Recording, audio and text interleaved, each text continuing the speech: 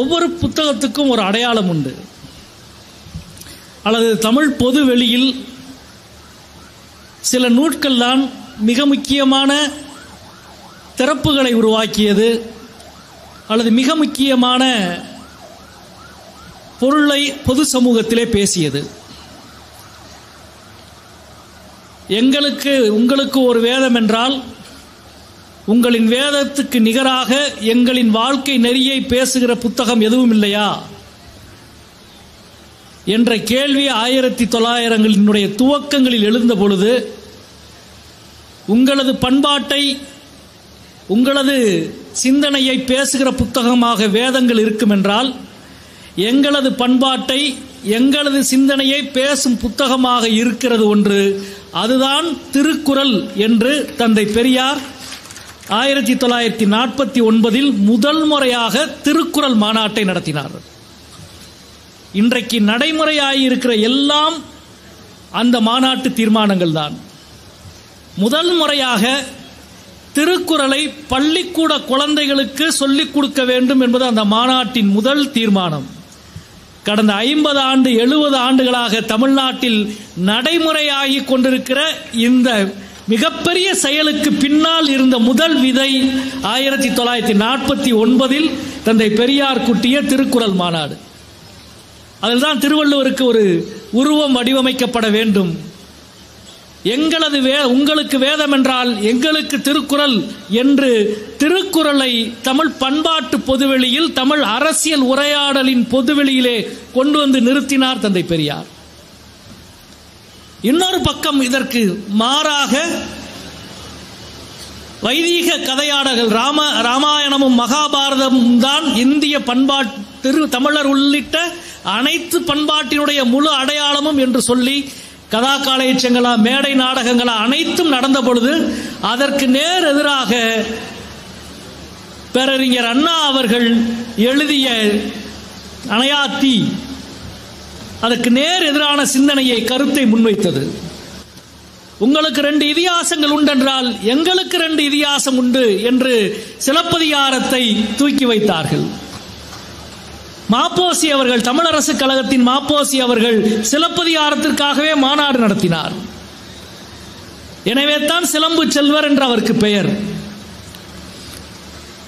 ஒரு பக்கம் திருக்குறளுக்கு மாநாடும் இன்னொரு பக்கம் சிலப்பதிகாரத்துக்கு மாநாடும் நடந்த பொழுது ராஜாஜி அவர்கள், நான் ராமகதையும் பாரத கதையும் எளிய தமிழில் குழந்தைகளுக்காக எழுதுகிறேன் என்று சொல்லி சக்கரவர்த்தி திருமகன் என்ற ஒரு நூலையும், இன்னொரு பக்கம் வியாசர் விருந்து என்ற நூலையும் எழுதினார்.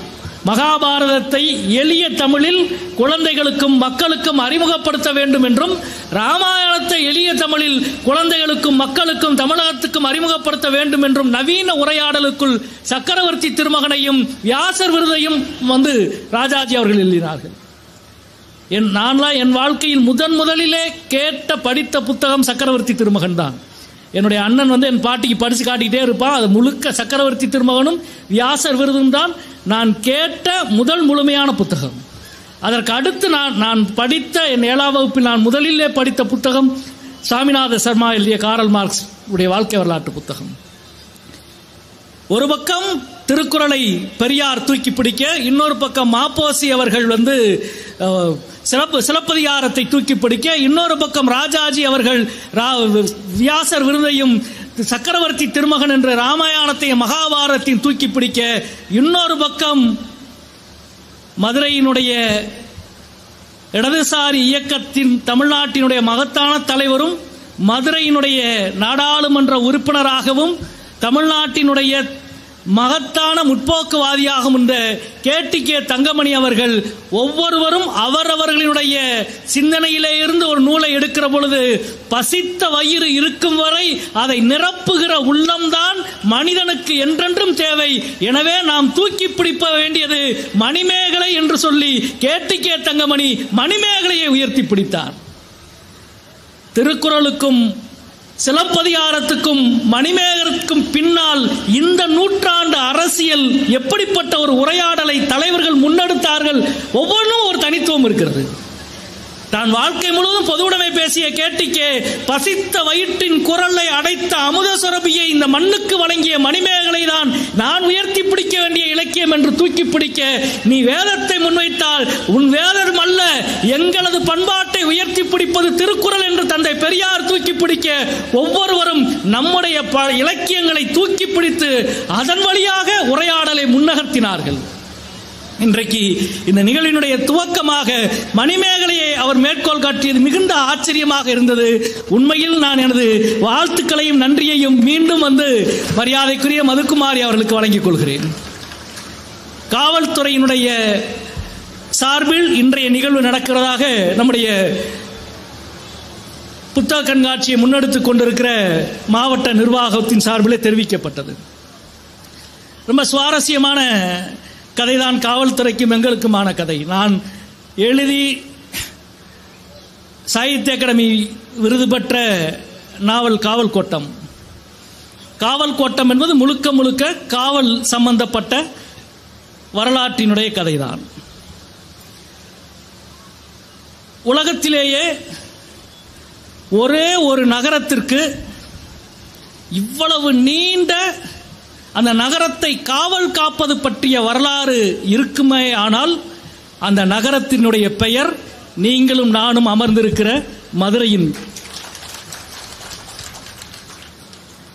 மதுரையில் நாலங்காடி எப்படி பாதுகாக்கப்படுகிறது, அங்காடிகளினுடைய பாதுகாப்பை உறுதிப்படுத்த காவலர்கள் எப்படி செயல்படுகிறார்கள் என்று இலக்கியங்கள் பக்கம் பக்கமாக பேசுகிறது. மதுரையினுடைய காவல் வீரர்கள் எவ்வளவு நுட்பமானவர்கள் என்றால் கரவட நூலை கற்றுத் தேர்ந்தவர்களாக அவர் இருக்கிறார்கள் என்று சங்க இலக்கியம் பேசுகிறது. இந்த கரவட நூல் என்ற சொல், அப்படி ஒரு நூல் இன்னைக்கு நம்மகிட்ட இல்லை. மதுரையில் நாலங்காடியை பாதுகாக்கின்ற காவலர்கள் சிறந்த காவலர்கள். எப்படி சிறந்த காவலர்கள் என்றால் அவர்கள் கரவட நூலை கற்றுத் தேர்ந்தவர்கள் என்கிறார்கள். அது என்ன கரவட நூல்? மயிலை சீனி வெங்கடசாமி தொலைந்து போன தமிழ் நூல்களின் பட்டியலிலே ஒன்றாக கரவட நூலை சொல்லுகிறார். பூவேசா அவர்கள் தனது உரையிலே எழுதுகிற பொழுது ஒரு இடத்தில் சொல்கிறார், சமஸ்கிருதத்தில் ஒரு சாஸ்திரம் இருக்கிறது, அந்த சாஸ்திரத்துக்கு பெயர் கர்ணிக சாஸ்திரம். அந்த கர்ணிக சாஸ்திரம் எதுவென்றால் திருட்டுகளை பற்றி தொகுக்கப்பட்ட சாஸ்திரம், களவு பற்றிய சாஸ்திரம். எப்படியெல்லாம் திருட வாய்ப்பு இருக்கிறது, திருட்டினுடைய நுட்பங்கள் முறைகள் பற்றி எழுதப்பட்ட புத்தகம் சாஸ்திரம் கர்ணிக சாஸ்திரம். உவேசா எழுதுகிறார், இந்த கர்ணிக சாஸ்திரம் என்பது வேறொன்றுமல்ல, தொலைந்து போனதாக நாம் கருதுகிற கரவட நூலின் சமஸ்கிருத மொழிபெயர்ப்பாக இருக்கலாம். கரவட நூல் களவுகளை பற்றி எழுதப்பட்டிருக்கிற புத்தகமாக இருக்கும் என்று சொல்கிறார். மதுரையினுடைய காவலர்கள் திருட்டு எப்படியெல்லாம் நடக்கும் என்பதை சொல்லுகிற கரவட நூல் என்ற நூலை படித்து தேர்ந்த காவலர்களாக மதுரை காவலர்கள் இருந்திருக்கிறார்கள் என்று நம்முடைய சங்க இலக்கியம் பேசுகிறது. காவல், ஒரு நகரம் எப்படி காவல் காக்க, வேற எந்த நகரத்தையும் பற்றி பேசவே முடியாது, யோசிக்கவே முடியாது. அந்த நகரம் எல்லாம் மறைந்து போனது. இந்தியாவில் தமிழ்நாட்டில் மிக பழமையான நகரம் காஞ்சியும் மதுரையும் தான். ஆனால் அது பழைய காஞ்சி எப்படி இருக்கிறது என்று உங்களுக்கு தெரியும். இன்றைக்கும் அதனுடைய தன்மையோடு அழகோடு வனப்போடு முழுமையோடு இருக்கிற இந்தியாவின் ஒரே நகரமாக மாமதுரை இருக்கிறது. எனவே ஒரு நகரத்தினுடைய காவல் முறை அரச முறையில் மிக முக்கியமானது காவல் முறை. எனவே தான் பிரிட்டிஷ்காரர் 1850களில் இங்கே வந்த பொழுது அது வரைக்கும் இங்கே இருந்த முறைமைகள்லாம் அகற்றிவிட்டு புதிதாக நீதித்துறை காவல்துறை என்று 2 துறையை கொண்டு வந்தான். அப்படி கொண்டு வருகிற பொழுது காவல்துறை என்ற ஒரு துறையை இங்கே கொண்டு வருகிற பொழுது இங்கே அன்றைக்கு இருந்த பெரிய நகரம் 800களிலே இருந்த தென்னிந்தியா முழுக்க இருந்த 10 பெரிய நகரத்தில் முதல் இடத்தில் இருந்த நகரம் மதுரை. சென்னைன்ற ஊரே இப்ப கிடையாது, நகரமே கிடையாது. 10 பெரிய நகரங்களினுடைய பட்டியலில் மக்கள் தொகையின் அடிப்படையில் முதல் நகரம் மதுரை. எனவே மதுரை என்ற இந்த நகரத்தை, மாநகரத்தை காவல் முறைமைக்குள் எப்படி கொண்டு வருவது என்று யோசிக்கிற பொழுதுதான் மிக முக்கியமான பல பிரச்சனைகள் வந்தது. உண்மையில் ஆச்சரியமான பிரச்சனைகள் அவைகள் எல்லாம். 1801 வருடம் மதுரைக்கு ஒருத்தர் எஸ்பியாக நியமிக்கப்படுகிறார். அந்த எஸ்பி புதுசா ஜாயின் பண்றாரு மொத்த மதுரை மாவட்டத்துக்கும். அவர் பொறுப்பேற்ற ஒரு வாரத்தில் ஒரு காவல்காரன் அவர் வீட்டுக்கு வர்றான். நீங்கள் தான் மதுரைக்கு வந்திருக்கிற எஸ்பியா? ஆமாம், நான் தான் இந்த ஏரியாவுடைய காவல்காரன். எனக்கு காவல் கூலி இவ்வளவு நீங்கள் கொடுக்கணும் அப்படின்னு எஸ்பி கிட்ட சொல்லிட்டு போயிட்டான். அந்த எஸ்பி அன்றைய சென்னை மாகாணத்தினுடைய தலைமை அலுவலருக்கு கடிதம் எழுதுகிறார். நான் இங்கே பொறுப்பேற்றிருக்கிறேன். பொறுப்பேற்று ஒரு வாரத்தில் இங்கே இருக்கிற ஒருத்தர் வந்தான், நான் தான் இந்த ஏரியாவுக்கு காவல் காக்கிறேன் என்று சொன்னான். எனவே எனக்கு நீ காவல் ஃபீஸ் இவ்வளோ கொடுக்கணும்னு சொன்னான். நான் அவன் கேட்ட அளவுக்கு கொடுக்கல, அதில் பாதி தான் கொடுத்தேன். ஆனால் இன்னைக்கு வரைக்கும் எந்த ஒரு தொந்தரவும் எனக்கு அவனால் இல்லை அப்படின்னு மதுரை மாவட்ட எஸ்பி லோக்கல் காவல்காரனுக்கு காவல் ஃபீஸ் கொடுத்த கடிதம் ஒன்று 1802 ஆண்டு எழுதப்பட்டிருக்கிறது. அது ரொம்ப ஆச்சரியமானது. உள்ளூர் வரலாற்றுக்கும் அரசதிகாரத்தின் வரலாற்றுக்கும் இருக்கிற முரண் மிக முக்கியமானது. இந்த 1892 ஆண்டு இந்த கடிதம் எழுதுவதற்கு 90 வருஷத்துக்கு முன்னாடி உனக்கு நான் வரி கட்ட மாட்டேன் என்று சொன்னதற்காக கட்டபொம்மனை தூக்கிலே போட்டது பிரிட்டிஷ் அரசு. ஆனால் கட்டபொம்மனை தூக்கிலே போட்டு 100 வருஷத்துக்கு பிறகு கூட பிரிட்டிஷ் எஸ்பி லோக்கல் காவல்காரனுக்கு வரி கட்டி கொண்டுதான் இருந்தான் என்ற வரலாற்றை பதிவு செய்வது இந்த கடிதம்.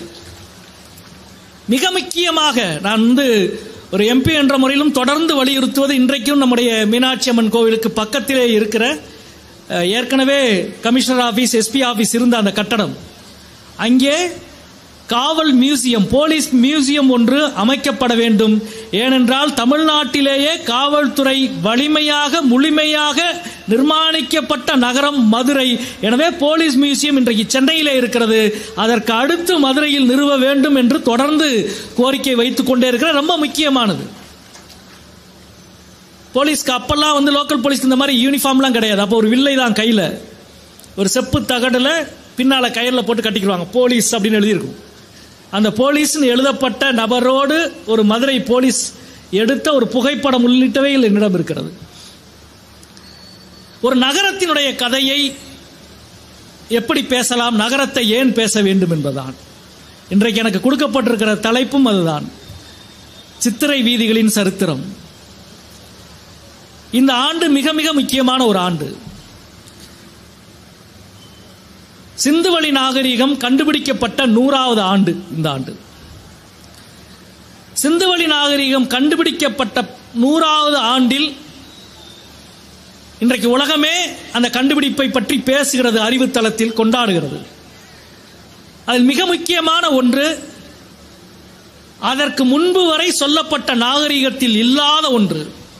அதுக்கு முன்பு வரை இந்தியா வேத நாகரிகத்தினுடைய நிலப்பரப்பாக மட்டுமே சொல்லப்பட்டு கொண்டிருந்த பொழுது வேதங்களில் இல்லாத ஒன்றை முதல் கண்டுபிடித்தார்கள். அதுதான் நகரம். வேதங்களில் நகரங்கள் பற்றிய குறிப்பே இல்லை. 2 இடத்தில் வருகிறது நகரங்கள் அழிக்கப்பட வேண்டும் என்பது மட்டும். ஒரு இடத்தில் வருகிறது அணைகள் இடிக்கப்பட வேண்டும் என்பது மட்டும். நகரங்கள் பற்றிய குறிப்பே இல்லை வேதங்களில். ஆனால் மிகப்பெரிய ஹரப்பா, மொஹஞ்சதாரோ என்ற மிகப்பெரிய நகரங்கள் கண்டுபிடிக்கப்பட்ட பொழுதுதான் இந்திய வரலாறு மீண்டும் திரும்ப எழுத துவக்கப்பட்டது. வேதங்களுக்கு முன்பு இங்கே மாபெரும் நாகரீகம் இருந்தது, பெரும் நகரங்கள் இருந்தது, நகர நாகரீகம் இருந்தது என்ற ஒரு புதிய கதை எழுத துவக்கப்பட்டது. அது வேதங்களுக்கு முன்பே இங்கே செழித்துவங்கிய வரலாற்றினுடைய கதை.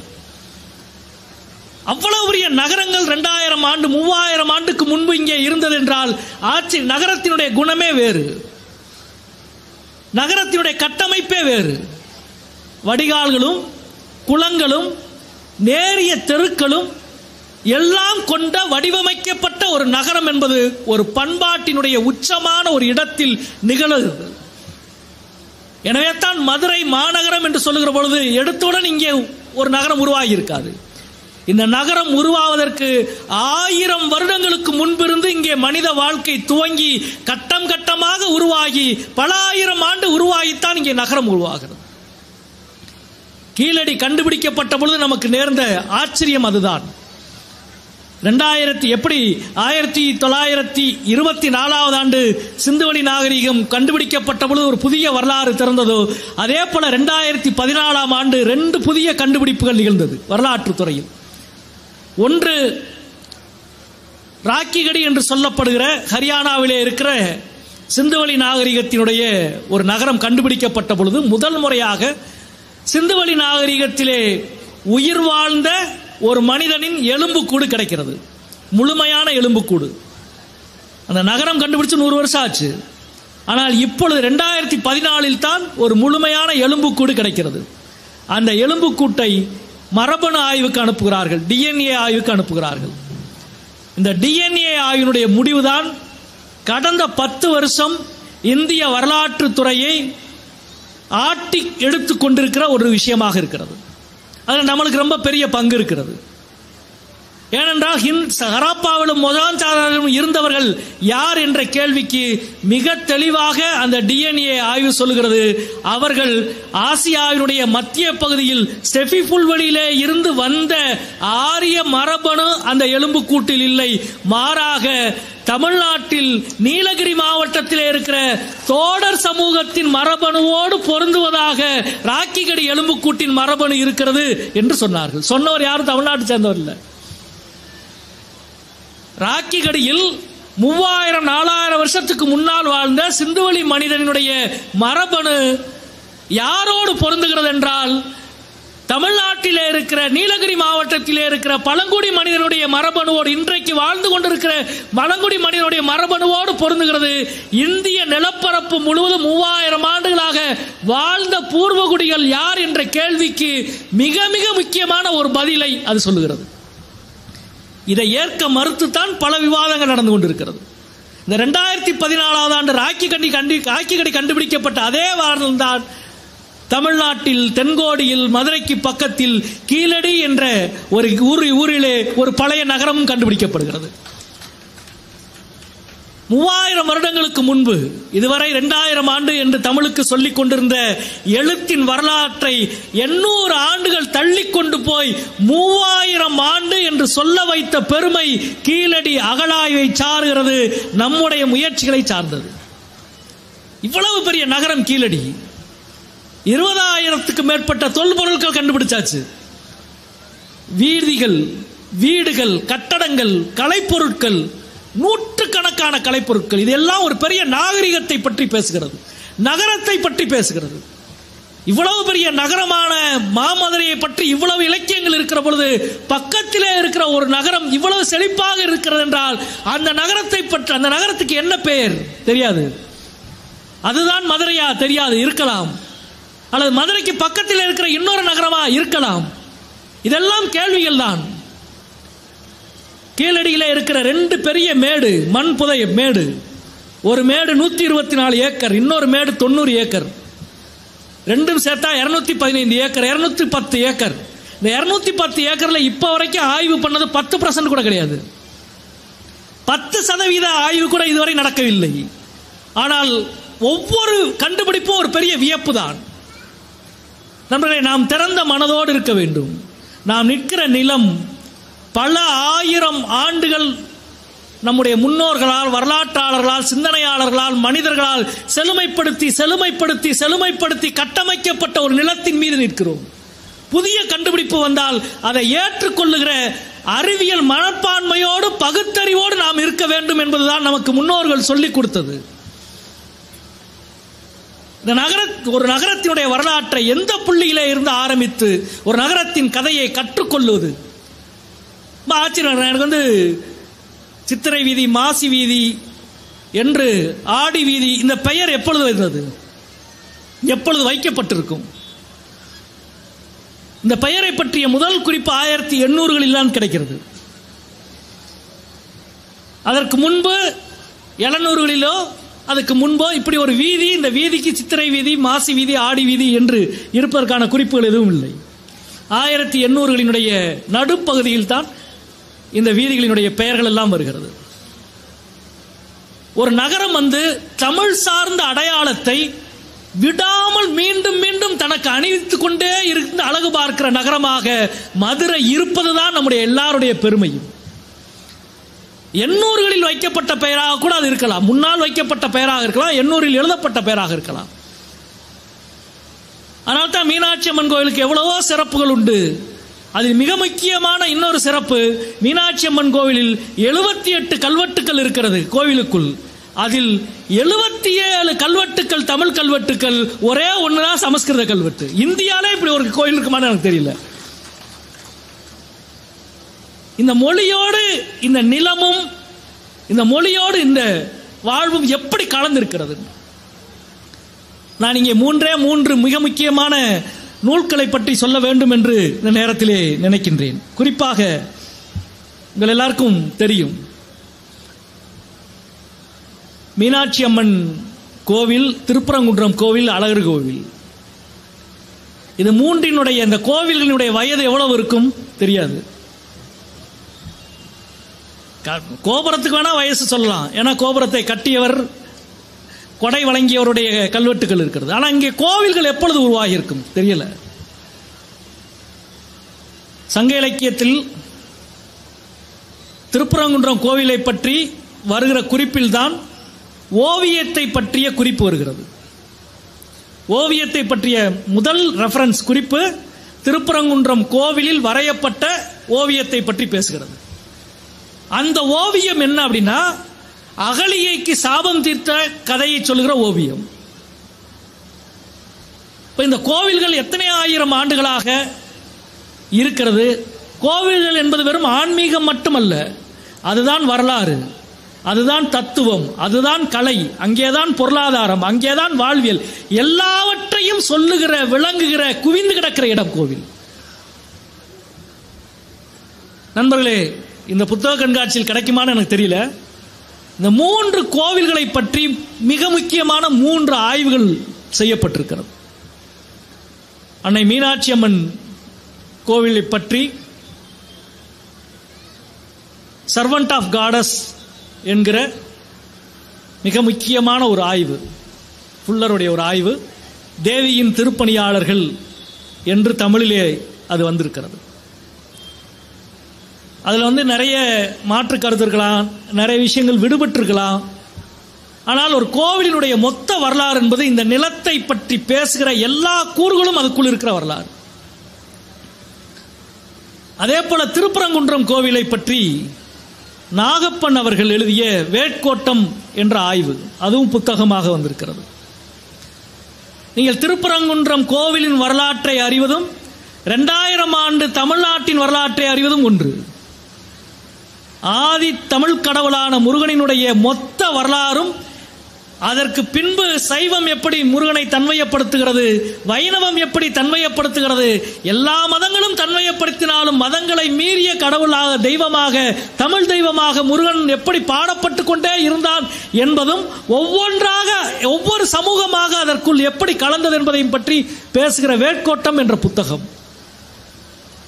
3வது அழகர் கோவிலை பற்றி நம்முடைய பெருமைக்குரிய ஐயா தோ பரமசிவம் ஐயா அவர்கள் எழுதிய அழகர் கோவில் என்ற ஆய்வு. அது ஒரு ஆதி நினைவுகளில் சித்தர்களினுடைய ஒரு வாழ்விடமாக, பௌத்தர்களுடைய இடமாக, சமணர்களின் இடமாக, பின்னால் வைணவ தலமாக, ஒரு கட்டத்திற்கு பிறகு சைவம் வைணவம் எல்லாவற்றையும் இணைத்த ஒரு பெருவிழாவாக இன்றைக்கு இத்தனை லட்சம் மக்கள் கொண்டாடுகிற சித்திரை திருவிழாவில் சைவம் வைணவம் நாட்டார் தெய்வம் எல்லாம் கலக்கிற இந்த பெருவிழாவை முழுமையாக புரிந்து கொள்ள வேண்டும் என்றால் இந்த 3 கோவிலின் வரலாற்றை புரிந்து கொள்ள வேண்டியிருக்கிறது. இந்த 3 கோவிலின் வரலாற்றை புரிந்து கொள்ள வேண்டும் என்றால் இந்த பகுதியில் இருக்கிற ஒவ்வொரு சமூகங்களினுடைய நம்பிக்கைகளும் இதற்குள் எப்படியெல்லாம் இணைந்திருக்கிறது என்பதை புரிந்து கொள்ள வேண்டியிருக்கிறது. அதற்கு நம்மிடம் இருக்கிற மிக முக்கியமான வாய்ப்பு, ஆயுதம் இந்த 3 தான். ஒன்று, திருப்பரங்குன்றத்தை பற்றி நாகப்பன் அவர்களுடைய ஆய்வு, பல ஆண்டுகள் ஆய்வு எழுதி அவர் வெளியிட்டிருக்கிற அந்த வேர்க்கோட்டமும், தோப்பா அவர்களுடைய அழகர் கோவிலும், புல்லர் அவர்களுடைய தேவியின் திருப்பணியாளர்கள். மதுரையை எப்படி புரிந்து கொள்வதென்றால் ஒவ்வொரு வழியில் புரிந்து கொள்ளலாம். ஒரு புத்தகத்தால் ஒன்றும் செஞ்சிடவே முடியாது, ஒரு வாழ்க்கையால் ஒன்றும் செய்துவிட முடியாது, ஒரு விஷயத்தின் கதையை எழுதுவதற்கே போதாது. இங்கே நாம் புதிதாக கண்டுபிடிக்கவும் எழுதவும் புரிந்து கொள்ளவும் அவ்வளவு இருக்கிற ஒரு நிலமாக மதுரை இருக்கிறது. மொத்த தமிழ்நாடே அப்படித்தான், தமிழகமே அப்படித்தான். ஏனென்றால் இன்றைக்கும் இந்தியாவில் புரியாத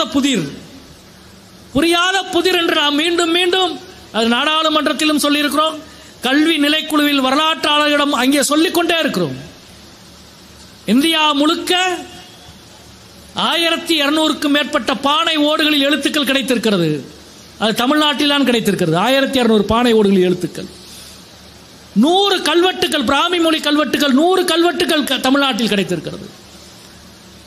20 நாணயங்கள் கிடைத்திருக்கிறது. 10 முத்திரை மோதிரங்கள் கிடைத்திருக்கிறது. 6 தங்க கட்டிகள் கிடைத்திருக்கிறது. இதெல்லாம் 2000 ஆண்டுக்கு முன்பு எழுத்துக்கள் பொறிக்கப்பட்டது. இது எதுவும் பேரரசர்கள் சம்பந்தப்பட்டதில்லை. இது எதுவும் மிகப்பெரிய நாட்டை ஆண்டவர்களுடைய விஷயங்கள் இல்லை. 1200 பானை ஓடுகளில், 100 கல்வெட்டுகளில், 20 நாணயங்களில், 10 முத்திரை மோதிரங்களில், 6 தங்க கட்டிகளில் எழுதிய எல்லாமே தனி நபர்கள் தான் எழுதியிருக்கிறார்களே ஒழிய சாமானிய மக்கள் எழுதியிருக்கிறார்கள். சாமானிய மக்களிடம் இவ்வளவு எழுத்தறிவு கொண்ட நிலம் இந்தியாவிலேயே தமிழ்நாடு மட்டும்தான், உலகத்திலேயே தமிழ்நாடு மட்டும்தான். இவ்வளவு பெரிய தர்மபுரியிலே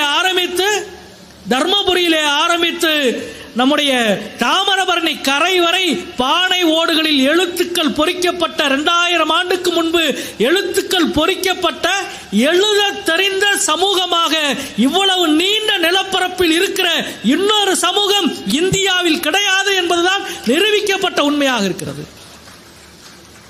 இது எப்படி நடந்தது? இத்தனை ஆயிரம் மக்களுக்கு மத்தியில் எழுத படிக்க தெரிந்த இந்த எழுத்தறிவு யுகத்தை 2500 ஆண்டுகளுக்கு முன்பு தமிழ் நிலம் எப்படி சாதிக்க முடிந்தது என்பதுதான் கேள்வி. இந்த கேள்வியில் இருந்துதான் நம்முடைய அரசியல் என்ன, நம்முடைய வரலாறு என்ன, நம்முடைய தத்துவ பார்வை என்ன, நம்முடைய சமத்துவ சிந்தனை என்ன என்ற எல்லாமே உருவாகிற அடித்தளம் இதுதான். இந்த அடித்தளத்தில் நின்று இது எப்படி வாய்க்கப்பட்டது? ஏன் கங்கை கரையில் இது நிகழவில்லை? ஏன் இந்தியாவின் எந்த பேரரசிலும் இன்றைக்கும் அசோகர் கல்வெட்டை தவிர பிராமி மொழியில் எழுதப்பட்ட வேற எந்த கல்வெட்டும் இந்தியாவில் கிடையாது. ஆனால் வைகை நதிக்கரையில் ஏறக்குறைய 36 இடங்களுக்கு மேலே இருக்கிறது கல்வெட்டுகள். சாமானியனின் கல்வெட்டு. மதுரையின் பேரை வச்சுட்டு ஒரு வணிகன் எழுதி கொண்டிருக்கிறான், இந்த மதுரைக்கு நான் என்ன தந்திருக்கிறேன் என்று. ஒவ்வொரு கண்டுபிடிப்பும் அவ்வளவு முக்கியமாக இருக்கிறது. ஆனால் அதே நேரத்தில் அந்த கண்டுபிடிப்பை பற்றிய வரலாற்றை தலைமுறையாக ஞாபகப்படுத்தும் நகரமாகவும் இருக்கிறது. யாருமே அதை தொலைத்து விடவில்லை. சமீபத்திலே கூட நான் கண்டுபிடித்த நான் பார்த்த ஆச்சரியப்பட்ட ஒரு விஷயத்தை கூட எழுதியிருந்தேன். மெஜரா கோட்ஸ் மில் 1899 இப்ப இருக்கிற மெஜரா கோட்ஸ் மில் கட்ட ஆரம்பிக்கிறாங்க. அப்படி மில் கட்டுவதற்கு, அந்த கட்டடத்தை கட்டுவதற்கு கீழே நிலத்தை தோண்டுகிற பொழுது பழைய நாணயங்கள் கிடைக்கிறது. நாணயத்தை எடுத்து பார்த்தா பிரிட்டிஷ்காரர் உரிய கல்வியாளரை கூப்பிட்டு ஆய்வு பண்ணா அது யாருடைய நாணயம்னா ஜூலியஸ் சீசருடைய நாணயம். 2200 வருஷத்துக்கு முன்னால் கிரேக்கத்தை ஆண்ட ஜூலியஸ் சீசருடைய நாணயம். மெஜரா கோட்ஸ் கட்டடம் கற்றப்ப வானம் தோன்றப்ப கிடைக்குது அந்த நாணயங்கள். இங்க இப்படி ஒரு நாணயம் கிடைக்குது அப்படின்றத 1932 வருஷம் அமெரிக்கன் மிஷினரியினுடைய வரலாற்று புத்தகம் ஒன்று எழுதப்படுது. அமெரிக்கன் மெஜரா மிஷின் நம்முடைய மதுரையிலே இருந்த மிக முக்கியமான மிஷின். அதான் பசுமலை ஸ்கூல், அமெரிக்கன் கல்லூரி எல்லாம் அந்த மிஷினரிகள் உருவாக்கியது. அவர்கள் 1932 வருஷம் ஒரு புத்தகம் வெளியிடுறாங்க, அந்த மிஷினரியுடைய வரலாற்று புத்தகம். அந்த புத்தகத்தை ஒரு நாள் நம்ம ரீகல் தியேட்டருக்கு எதிரில் இருக்கிற பழைய கடை ஒன்றிலே எனக்கு கிடைத்தது. ரொம்ப நாள் தேடிக்கிற புத்தகம் அந்த பழைய புத்தக கடையில் கிடைத்தது. வாங்கி படிச்சு இருக்கிற பொழுது அதில் அவர் எழுதி வச்சிருக்கிறார், அந்த ஃபாதர் மெஜரா கோட்ஸ் மில் கட்டணம் தோன்ற பொழுது நாணயம் கிடைச்சது. அந்த நாணயம் ஜூலியஸ் சீசருடைய நாணயம். இந்த நாணயம் பத்திரமாக இருக்க வேண்டுமே, பாதுகாப்பாக இருக்க வேண்டுமே என்பதற்காக நாங்கள் அமெரிக்கன் கல்லூரியிலே கொடுத்து இதை பாதுகாக்க சொல்லியிருக்கிறோம் என்று கொடுத்துக்கிறாங்க. நான் அமெரிக்கன் கல்லூரிக்கு வந்து ஒரு 10-15 வருஷமா தொடர்ந்தே பல்வேறு நிகழ்ச்சிகளுக்காக போவேன். போற பொழுதுலாம் அங்கே முதல்வர்கிட்ட சொல்லிட்டே இருப்பேன், எங்க மெஜ்ரா காலேஜ் மெஜ்ரா கோர்ட்ஸ் கட்டுற பொழுது கிடைச்சா ஜூலியஸ் சீசர் நாணயம் வந்து உங்க கல்லூரியில் இருக்குன்னு புத்தகத்தில் இருக்கு, அது எங்கேயாவது இருக்கா பார்த்துருக்கீங்களான்னு கேட்பேன். சார் அதெல்லாம் எங்க சார் இருக்கு, எங்க சார் போய் பார்ப்போம் அப்படின்னு சொல்லிட்டு பிரின்சிபால் ரூம்லேயே எங்க எல்லாம் இல்லை சார்ன்னு சொல்லிட்டாங்க. இப்ப போன வருடம் வந்து ஒரு நிகழ்ச்சிக்காக போயிட்டு அவருடைய நூலகத்துக்கு போலான்னு சொல்லிட்டு மெஜ்ரா அமெரிக்கன் கல்லூரியுடைய நூலகத்துக்கு போறேன். நூலகத்தினுடைய கீழ்த்தளத்தை புறம் பார்த்துட்டு மேல் தளத்தில் இந்த மாதிரி கண்ணாடி பேழையில பழைய பொருட்கள்லாம் வச்சிருக்கிறாங்க. போய் அந்த கண்ணாடி பேழையில பொருட்களை பார்த்துட்டே போறேன். இந்த 1932 ஆண்டு புத்தகத்தில் என்ன வாசகம் எழுதப்பட்டிருக்கோ அதே வாசகம் எழுதப்பட்டு மெஜ்ரா கோட்ஸ் மில் வானம் தோண்டுகிற பொழுது கிடைத்த ஜூலியஸ் சீசர் நாணயம் அப்படின்னு போட்டு அப்படியே ஃப்ரேம் பண்ணி அப்படியே இருக்கு. நான் வந்து அந்த கண்ணாடி பெட்டிக்கு முன்னாடி அப்படியே ஒரு 5 நிமிஷம் நின்றுட்டே இருக்கிறேன். அந்த எழுத்து வந்து கூட்டெழுத்துனால பழையனால எழுத்தை மட்டும் உத்து பார்க்குறேன், அதே டெக்ஸ்ட், ஒரு வார்த்தை கூட மாறலை. பிரின்சிபலை கூப்பிட்டு என்ன சார் இங்கே பாருங்க, சார் நீங்க சொல்ற பொழுதெல்லாம் ஏதோ பொய் சொல்றீங்க அல்லது ஏதோ ஒன்று சொல்றீங்கன்னு நினைச்சேன், நெசமா தான் நீங்க சொல்லிக்கிட்டு இருந்தீங்களான்னு. நாங்க காலம் பூரா நெசம் தான் சொல்றோம், நம்புறதுக்கு தான் பிரச்சனையா இருக்கு பலருக்கு. அது ஜூலியஸ் சீசர் 2400 வருஷத்துக்கு முன்னாடி விநியோகித்த ஒரு நாணயத்தை மதுரையில் வைகைக்கரையில் இருந்த ஒரு வணிகன் ஏதோ ஒரு பொருளை கொடுத்து அந்த நாணயத்தை வாங்கி கால மாற்றத்தால் அந்த நாணயங்கள் சிதறமாகி மண்ணுக்குள் புதைந்து நவீன காலம் வந்த பிறகு மெஜ்ரா கோட்ஸ் என்ற ஒரு மில்லை ஆங்கிலேயர்கள் கட்டத் துவங்குற பொழுது மீண்டும் அந்த நாணயம் கிடைத்து அதை கல்விச்சாலையில் வைத்து 1901 ஆண்டு கண்டுபிடிக்கப்பட்ட நாணயத்தை 2014 ஆண்டு மீண்டும் போய் நூலகத்தை திறந்தால் அந்த நாணயம் மீண்டும் எழுந்து வருகிறது. வரலாறு ஒருபோதும் அழியாது. மதுரையின் வரலாறு தனக்கு சொந்தமான எதையும் அழிய விடாது. மீண்டும் மீண்டும் அது நம் காட்சிக்கு வந்து கொண்டே இருக்கும். அதை படிக்கவும் பார்க்கவும் புரிந்து கொள்ளவும் பேசவும் தகுதியான மனிதர்களாக நாம் நம்மை தகவைத்துக் கொள்வதுதான் மிக முக்கியம். நாம் நின்று பேசுகிற இந்த மண் குமரகுருபரனும் அல்லது வந்து மகத்தான அறிஞர்களும் எழுத்தாளர்களும் சிந்தனையாளர்களும் உலவிய ஒரு நகரத்தை நேசிப்பது மட்டும்தான் இந்த நகரத்திற்கு நாம் செலுத்துகிற கைமாறு. மதுரையை நேசிப்பது, தமிழை நேசிப்பது, தமிழ் இலக்கியத்தை நேசிப்பது, உயர்ந்த மானுடத்தை நேசிப்பது. இங்கே முன்னால் எல்லாரும் சொன்னார்கள் இல்லையா, எது அறம் என்பதை உலகத்துக்கு உரத்து சொன்னவன் அதிகாரம் அறமல்ல, அதிகாரம் உயர்ந்த இடமல்ல, அதிகாரத்துக்கு எதிராக அறிவை மோதவிட்டு சிந்தனையின் மீது பிறக்கிற சமத்துவம் தான் இந்த மண் எனக்கு கற்றுக் கொடுத்தது. சித்திரை வீதிகளின் சரித்திரம் சாலையின் சரித்திரம், தெருவின் சரித்திரம் அல்ல, அது அறிவின் சரித்திரம். நன்றி, வணக்கம்.